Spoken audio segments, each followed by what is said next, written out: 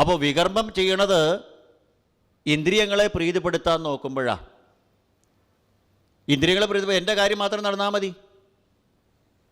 ചെറിയൊരു ഉദാഹരണം പറഞ്ഞാൽ, നമ്മൾ ബസ് സ്റ്റോപ്പിൽ ബസ് കാത്ത് നിൽക്കണു, ലിമിറ്റഡ് സ്റ്റോപ്പ് ബസ്സുകൾ ഇങ്ങനെ ധാരാളം കടന്നു പോകും, ഒരൊറ്റെണ്ണം നിർത്തണില്ല. നമുക്ക് ലോകത്തുള്ള സകല ആൾക്കാരെ നമ്മൾ ചീത്ത പറയും. ഏതോ ഒരു ഡ്രൈവർക്ക് ഒരു കാരുണ്യം തോന്നിയിട്ട് നമ്മൾ കൈ കാണിച്ചപ്പോൾ ആൾ ചവിട്ടി നിർത്തി, നമ്മൾ കയറി. നമ്മൾ ബസ്സിൻ്റെ ഉള്ളിൽ കയറിയപ്പോൾ ഇതേപോലെ വഴിക്ക് ആൾക്കാർ കൈ കാണിച്ചാൽ, ഡ്രൈവർ നിർത്തിയാൽ നമ്മുടെ ഭാവം എന്താവും? പിന്നെ എന്തിനാ LS എന്ന് എഴുതി വെച്ചേക്കണേ? ഈ കൈ കാണിക്കണ മുഴുവൻ നിർത്താനാണെങ്കിൽ ലിമിറ്റഡ് സ്റ്റോപ്പ് എന്ന് എഴുതി വെക്കണമെന്നാണ് നമ്മുടെ ചോദ്യം. അപ്പോൾ നമ്മൾ കയറണവരെ പ്രശ്നം ഉണ്ടായിരുന്നില്ല, നമ്മൾ കയറണവരെ ബസ് നിർത്തിയില്ല എന്നായിരുന്നു കംപ്ലയിൻറ്റ്.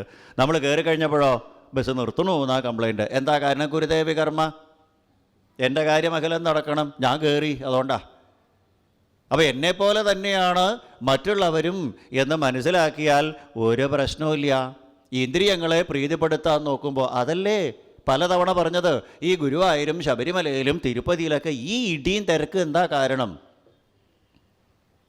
എനിക്കാദ്യം തോന്നണം. ഈ ഒരു ഭാവമില്ലായിരുന്നെങ്കിൽ ഒറ്റ വരിയല്ലേ ഉണ്ടാവുള്ളൂ. അത് ഗുരുവായൂർ അമ്പലത്തിൽ ഇടിചെറുക്കായാലും ശബരിമലയിൽ ഇടിച്ചു തിരക്കായാലും, പക്ഷേ ഒരമ്പലത്തിൽ മാത്രം ഒറ്റ വരിയെ കാണുള്ളൂ.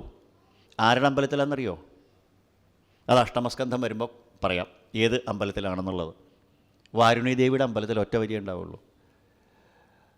അപ്പോൾ ഇതാണ് എൻ്റെ കാര്യം മാത്രം എന്നുള്ള അഹംബോധം വരുമ്പോഴാണ് കുരുതേ വികർമ്മ ന സാധുമന്യേ. അങ്ങനെ ചെയ്യണത് ശരിയല്ല ഉണ്ണികളെ എന്ന് മനസ്സിലാക്കൂ. ഇന്ദ്രിയങ്ങളെ പ്രീതിപ്പെടുത്താൻ നോക്കിയാൽ ലോകത്തിന് ഉപദ്രവകരമായിരിക്കുന്നതായ കർമ്മങ്ങൾ ചെയ്യേണ്ടതായിട്ട് വരും. വികർമ്മം ചെയ്യേണ്ടത് നമുക്ക് 3 തരത്തിലാണ് കർമ്മങ്ങൾ. കർമ്മ കർമ്മ വികർമ്മേതി. വേണ്ട കാര്യം വേണ്ട സമയത്ത് വേണ്ട രീതിയിൽ ചെയ്യൽ കർമ്മം, വേണ്ട സമയത്ത് വേണ്ട കാര്യം ചെയ്യാതിരിക്കൽ അകർമ്മം, വേണ്ടാത്തത് ചെയ്യൽ വികർമ്മം. അപ്പോൾ വേണ്ടാത്തത് ചെയ്യാനായിട്ട് തോന്നും. ഇടതുവശത്ത് കൂടെ ഓവർടേക്ക് ചെയ്യരുത് എന്ന് ട്രാഫിക് റൂളുണ്ട്. നോക്കിക്കോളൂ, സിഗ്നലിൻ്റെ അവിടെ വരുമ്പോൾ ഇടതുവശത്ത് കൂടെ 2 വീലറുകാർ പോവുള്ളൂ. എന്താ കാരണം? ഞങ്ങൾക്ക് ആദ്യം പോകണം. ഇതുപോലെയല്ലേ വരുന്ന എല്ലാ പാസഞ്ചേഴ്സും, എല്ലാ യാത്രക്കാരും അങ്ങനെയല്ലേ?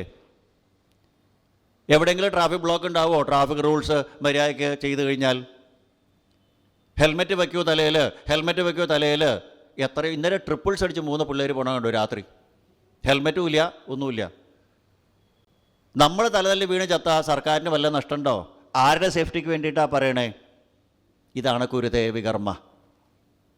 കാരണം ഇന്ദ്രിയപ്രീതിക്ക് വേണ്ടിയിട്ട് ചെയ്യുമ്പോൾ നമ്മൾ നമ്മുടെ കാര്യം മാത്രമേ ആലോചിക്കുള്ളൂ. അത് നല്ലതല്ല എന്ന് പറയണു. അങ്ങനെ ഇന്ദ്രിയപ്രീതിക്ക് വേണ്ടി കർമ്മങ്ങൾ ചെയ്യുമ്പോൾ എന്താ ഉണ്ടാവണേ? പുണ്യം മാത്രമല്ല പാപം ഉണ്ടാവും. അമ്പലത്തിൽ വരും, വഴിപാടുകളൊക്കെ ചെയ്യും, അത് കഴിഞ്ഞാൽ പരദൂഷണവും പറയും. അപ്പോൾ രണ്ടും ഉണ്ടാവും. പുണ്യം ചെയ്താൽ സ്വർഗത്തിലും പാപം ചെയ്താൽ നരകത്തിലും പോവും. ഇത് രണ്ടിൻ്റെയും ഫലം അനുഭവിക്കാനായിട്ട് ഭൂമിയിൽ വീണ് ജനിക്കേണ്ടിയും വരും. പുണ്യവും പ്രാരബ്ധമാണ്. നമ്മൾ എന്തിനു വേണ്ടിയാണ് വഴിപാട് ചെയ്യണേ? ഇനി ഒരു കാര്യം ചോദിക്കട്ടെ, അമ്പലത്തിൽ പല അമ്പലങ്ങളിലും വഴിപാട് ചെയ്യുന്നുണ്ട്. എന്തിനു വേണ്ടിയിട്ടാണ്? നമുക്ക് വേണ്ടിയിട്ടാണ് നമ്മൾ വഴിപാട് ചെയ്യണേ, അല്ലേ? അപ്പോൾ നമ്മുടെ നന്മയ്ക്ക് വേണ്ടിയിട്ടാണ്. പക്ഷേ ഇപ്പോൾ പഞ്ചമസ്കന്ധത്തിൽ വായിച്ചു നിർത്തിയതിൽ പ്രഹ്ലാദൻ സ്തുതിക്കേണ്ട നരസിംഹമൂർത്തിയോട് എന്താണെന്നറിയോ? ഖലപ്രസീദതാം, ദുഷ്ടന്മാരോട് പോലും അങ്ങ് പ്രസാദിക്കണേന്നാ. ലോകാ സമസ്ത സുഖിനോ ഭവന്തു എന്നാണ് ഋഷീശ്വരന്മാർ നമുക്ക് പറഞ്ഞു തന്നെ. നമ്മൾ ആരെങ്കിലും പറയാറുണ്ടോ അയ്യപ്പസ്വാമിയുടെ ലോകത്തിലുള്ള എല്ലാവരെയും നേരിയാക്കണേന്ന്? നമ്മളാരും പറയാറില്ല. പാഹീമാമയ്യപ്പ, എന്നെ രക്ഷിക്കണേ. കുരുതേ വികർമ്മ. അത് നല്ലതല്ല. അവനവൻ്റെ കാര്യങ്ങൾക്ക് വേണ്ടിയിട്ട് സ്വ അർത്ഥമായിട്ട് ചെയ്യുമ്പോൾ അതിൽ പുണ്യവും ഉണ്ടാവും പാപവും ഉണ്ടാവും. ഈ പുണ്യവും പാപവും രണ്ടും അനുഭവിക്കാൻ മറ്റൊരു ജന്മം എടുക്കേണ്ടി വരും. മറ്റൊരു ജന്മമല്ല, അനേക ജന്മങ്ങൾ എടുക്കേണ്ടി വരും.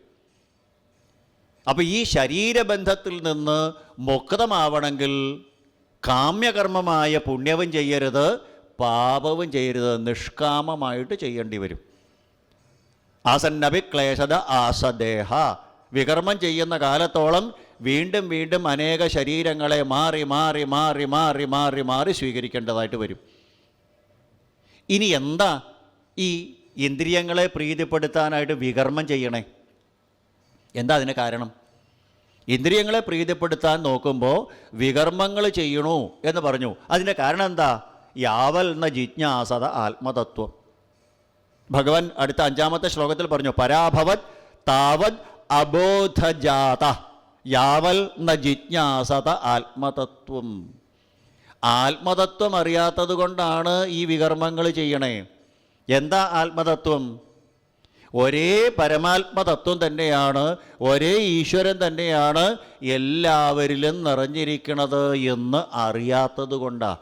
എൻ്റെ ഉള്ളിലും മറ്റുള്ളവരുടെ ഉള്ളിലും സകല ചരാചരങ്ങളിലും ഉള്ളൊരു പാടിയില്ലേ, ആഴ്വാഞ്ചേരി തമ്പ്രാക്കളിലുണ്ട്, അയ്യൻ പുലേനിലുണ്ട്, ആദിത്യനിലുണ്ട്, അണുവിലുമുണ്ട് എന്നുള്ള തത്വം അറിയാത്തത് കൊണ്ടാണ് മറ്റുള്ളവരെ ഉപദ്രവിക്കണം എന്ന് തോന്നുന്നത്. ആ ആത്മതത്വം അറിയുന്നത് വരെ ഈ വികർമ്മത്തിൽ ഏർപ്പെട്ടുകൊണ്ടിരിക്കും. എന്നെപ്പോലെ തന്നെയാണ് മറ്റുള്ളവരെന്ന് വിചാരിച്ചാൽ, എൻ്റെ ഉള്ളിലും ഗുരുവായൂരപ്പൻ, മറ്റുള്ളവരുടെ ഉള്ളിലും ഗുരുവായൂരപ്പൻ എന്ന് വിചാരിച്ചാൽ നമ്മൾ ആരെയും ചീത്ത പറയില്ല, ആരെയും ഉപദ്രവിക്കില്ല. എന്നെപ്പോലെ തന്നെയാണ്. സമസമാനോത്തമ മധ്യമാധമ ഭഗവാൻ പൃഥുവിനോട് പറഞ്ഞു എന്നല്ലേ. എല്ലാവരെയും ഒരേപോലെ കാണുക. ഇതാണ് കവി കുഞ്ഞുണ്ണി മാഷ് പറഞ്ഞ്, ഒന്നായാൽ നന്നായി, നന്നായാൽ ഒന്നായി എന്ന്. ഭാഗവതം എത്ര സിമ്പിളായിട്ട് പറഞ്ഞു. ഇതിൽ സിമ്പിളായിട്ട് ഭാഗവതം പറയാൻ പറ്റുമോ? ഭഗവാൻ ശ്രീകൃഷ്ണൻ ഉദ്ധവനോട് പറഞ്ഞത്, നിരപേക്ഷം മുനിം ശാന്തം നിർവൈരം സമദർശനം, എല്ലാവരെയും ഒരേപോലെ കാണൂ. സമദൃക് വിചരസ്വഗാം ത്വന്ത് സർവം പരിത്യജ്യ സ്നേഹം സ്വജനബന്ധുഷു മയി ആവേശമന സമ്യക് സമദൃക്. എല്ലാവരെയും ഒരേപോലെ കാണൂ. ആ എല്ലാവരെയും ഒരേപോലെ കാണാത്തത് കൊണ്ടാണ് എൻ്റെ ഉള്ളിലും ഈശ്വരനാണ്, മറ്റുള്ളവരുടെ ഉള്ളിലും ഈശ്വരനാണ്.